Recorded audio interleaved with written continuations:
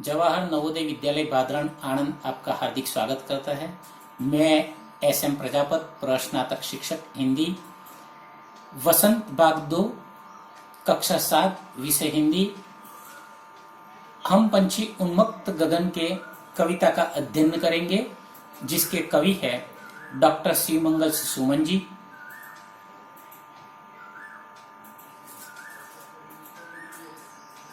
प्यारे दोस्तों, आज हम वसंत बाग 2 में कविता का अध्ययन करेंगे। इस कविता का शीर्षक है हम पंछी उन्मुक्त गगन के। इस कविता के कवि सुप्रसिद्ध डॉक्टर शिवमंगल सुमन थे। उनका जन्म 1916 ईस्वी में उत्तर प्रदेश के उन्नाव जिले के जादलपुर नामक गांव में हुआ था।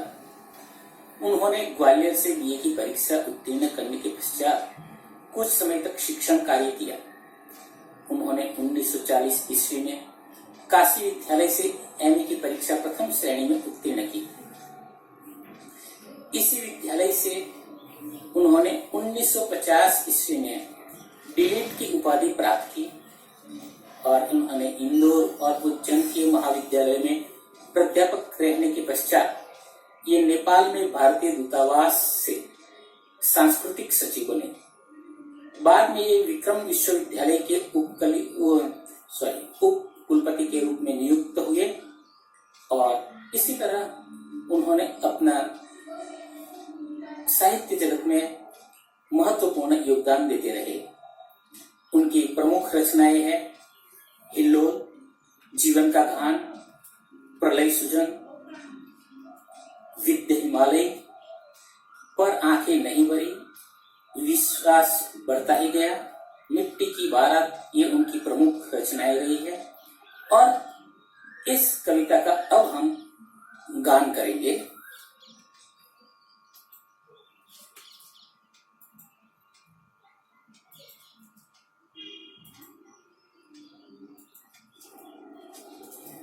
प्यारे दोस्तों, आज हम पंछी उन्मुक्त गगन के कविता का गान करेंगे।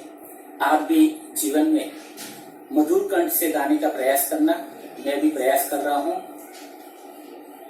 हम पंछी उन्मुक्त गगन के पिंजर बद न गा पाएंगे, कनक तिलियों से टकरा कर पुलकित पंख टूट जाएंगे। हम बहता जल पीने वाले मर जाएंगे, भूखे प्यासे कहीं बली है कटकनी मोरी, कनक कटोरी की मैदा से स्वर्ण श्रृंखला के बंधन में अपनी गति उड़ान सब भूले, बस सपनों में देख रहे हैं तरु की खुंडी पर के झूले। ऐसे थे अरमान की उड़ते नीले नभ की सीमा पाने, लाल किरण सी चोंच खोल चुपते तारक अनार के दाने। होती सीमाहीन क्षितिज से इन पंखों की होड़ा होड़ी, या तो क्षितिज में लन बन जाता या तनती सासू की डोरी।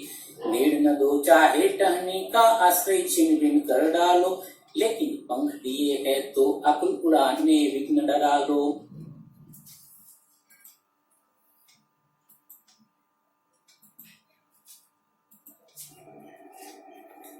प्यारे दोस्तों, हम पंछी उन्मुक्त गगन कविता का सारांश के बारे में थोड़ी जानकारी हासिल करेंगे। इन कविता के कवि सुप्रसिद्ध कवि डॉक्टर शिवमंगल सुमन द्वारा रचित है। इस कविता में कवि ने पक्षियों के माध्यम से मनुष्य के जीवन में स्वतंत्रता का महत्व दर्शाया है। पक्षियों को खुले आसमान में विचरण करना पसंद होता है। वे पिंजरे में बंद होकर गा नहीं पाते, अर्थात अपनी प्रसन्नता प्रकट नहीं कर पाते। भले ही यह पिंजरा सोने का क्यों न हो और इसमें सोने की कटोरी में मैदा क्यों न रखी हो, पक्षी तो नदी झरनों का बहता हुआ जल पीने वाले होते हैं। पिंजरे में तो वे भूखे प्यासे मर जाएंगे।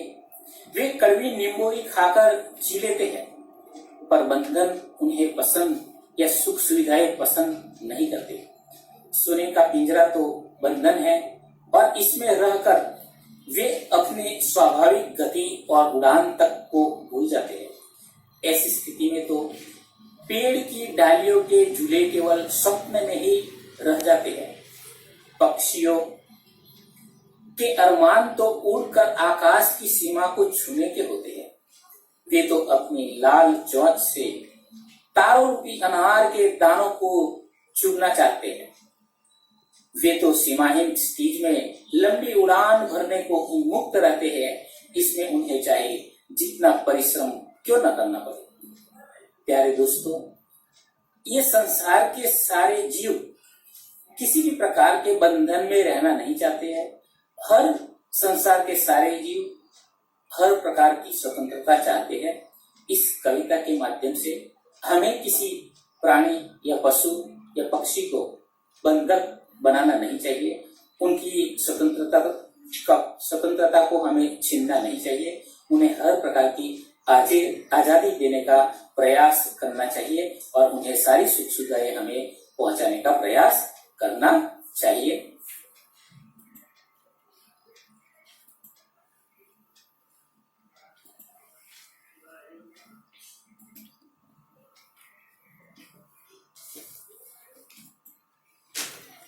हम पंछी उन्मुक्त गगन के पिंजरबद्ध न गा पाएंगे, कनक तिलियों से टकरा कर पुलकित पंख टूट जाएंगे।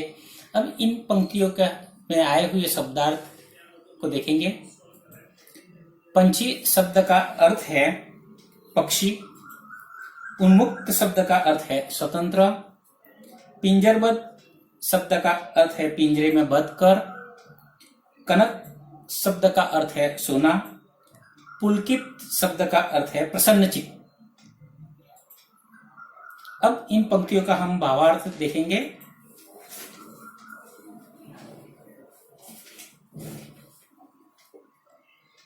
पक्षी कहते हैं कि हम तो खुले आकाश में उड़ने वाले पक्षी हैं। हम पिंजरे में बंद रहकर नहीं सकते। हमें तो स्वतंत्र जीवन पसंद है। हमें पिंजरे में रहना अच्छा नहीं लगता। यह पिंजरा चाहे सोने का ही क्यों न हो। सोने के पिंजरे की तीलियों से हमारे कोमल पंख टकराकर टूट जाएंगे। हमें पिंजरा कोई सुख नहीं दे सकता। हमारे लिए स्वतंत्रता सबसे महत्वपूर्ण है।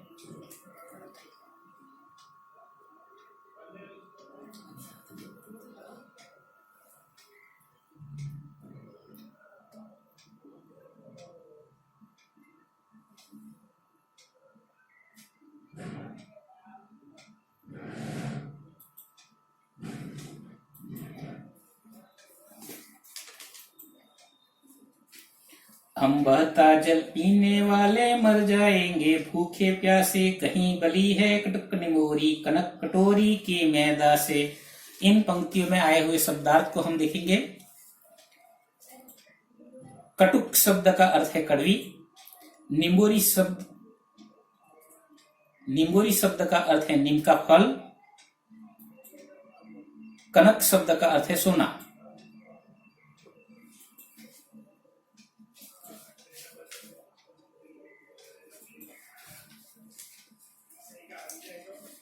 हम स्वतंत्रता से बहने वाले जल को पीने वाले हैं। पिंजरे में बंद रहकर भूखे प्यासे मर जाएंगे। हमें पिंजरे में भले ही सोने की कटोरी में मैदा का पकवान मिले, परंतु स्वतंत्र रहकर कड़वी निम्बोरी खाना हमारे लिए उससे कहीं अच्छा है।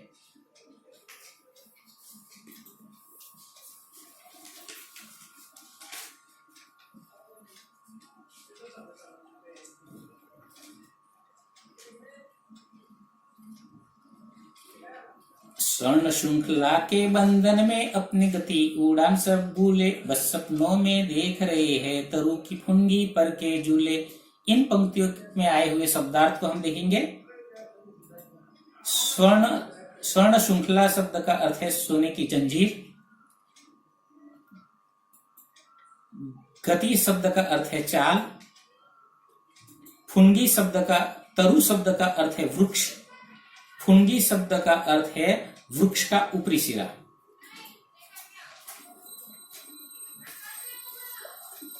भावार्थ,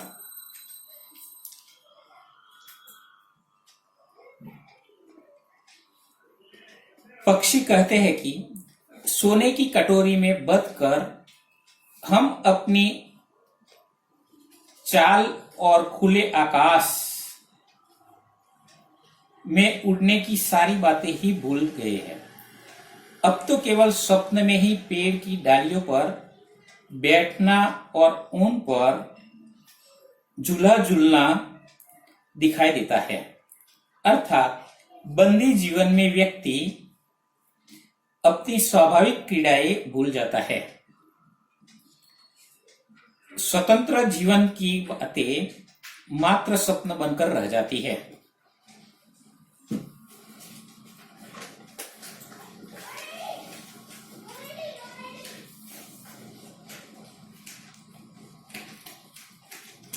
ऐसे थे अरमान की उड़ते नील गगन की सीमा पाने, लाल किरण सी चोंच खोल चुपते तारक अनार के दाने।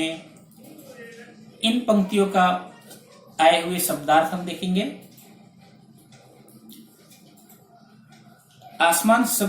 अरमान शब्द का अर्थ है दिल की इच्छा। नभ शब्द का अर्थ है आकाश। तारक शब्द का अर्थ है तारे।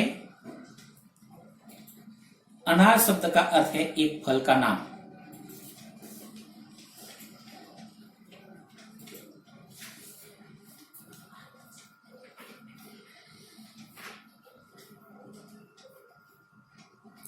पक्षी कहते हैं कि हमारी यह बड़ी इच्छा थी कि हम नीले आकाश की सीमाओं तक जाकर उन्हें छुए।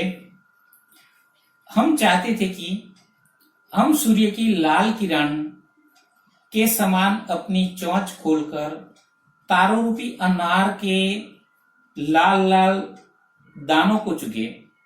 हमारी यह इच्छा तभी पूरी हो सकती है जब हमें उड़ने की पूरी आजादी मिले।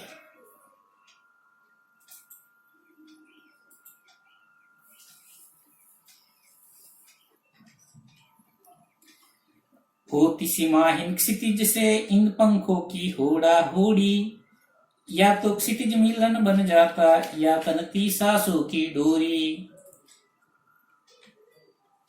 इन पंक्तियों में आए हुए शब्दार्थ को हम देखेंगे।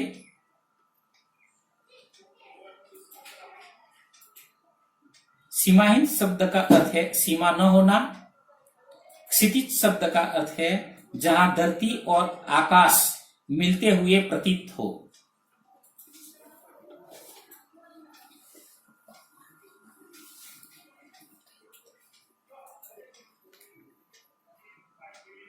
पक्षी चाहते हैं कि उनके पंखों का मुकाबला आकाश की सीमा से पार क्षितिज से होता है। पक्षी उस स्थल तक पहुंचना चाहते हैं जहां धरती और आकाश मिलते प्रतीत होते हैं। इस प्रकार या तो क्षितिज से हमारा मिलन हो जाता, अर्थात उड़ते उड़ते हम क्षितिज तक पहुंचते, अथवा हम थक कर चूर हो जाते, अर्थात सांस फूल कर दम ही निकल जाता।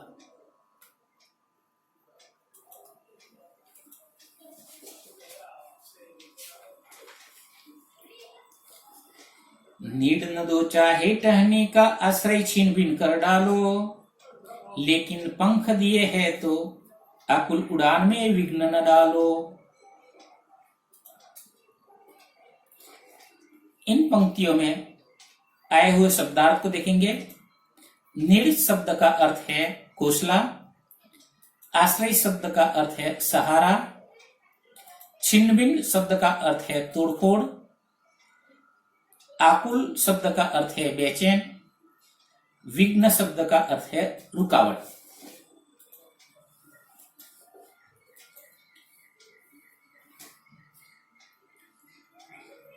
हे मनुष्य, हमें भले ही नीड अर्थात घोंसले मत दो और बेशक पेड़ की डाली का सहारा तोड़ डालो, परंतु जब ईश्वर ने हमें उड़ने को पर अर्थात पंख दिए हैं तो हमें पिंजरे का कैदी बनाकर हमारी स्वतंत्र उड़ानों में बाधा मत डालो। हमें पिंजरे में रहना पसंद नहीं, स्वतंत्र उड़ानें भरना ही प्रिय है। अब इन कविताओं के माध्यम से हम अपना मूल्यांकन आप अपने गृह कार्य में कीजिए। पहला प्रश्न है, हर तरह की सुख सुविधाएं पाकर भी पक्षी पिंजरे में बंद क्यों नहीं रहना चाहते? प्रश्न दूसरा, पक्षी उन्मुक्त रहकर अपनी कौन कौन सी इच्छाएं पूरी करना चाहते हैं? या तो क्षितिज मिलन बन जाता या तंती सांसों की डोरी। पंक्तियों का भावार्थ स्पष्ट कीजिए। पक्षियों को पालना उचित है अथवा नहीं, अपने विचार लिखिए। क्या आपने या आपकी जानकारी में किसी ने कभी कोई पक्षी पाला है? उसकी देखरेख किस प्रकार की जाती होगी, लिखिए। पक्षियों को पिंजरे में बंद रहने से केवल उसकी आजादी का हनन ही नहीं होता, अपितु पर्यावरण भी प्रभावित होता है। इस विषय पर 10 पंक्तियों में अपने विचार लिखिए। और ये देखने के लिए शुक्रिया। इन प्रश्नों के उत्तर अपनी गृह कार्य की नोटबुक में कीजिए और आप सबको धन्यवाद।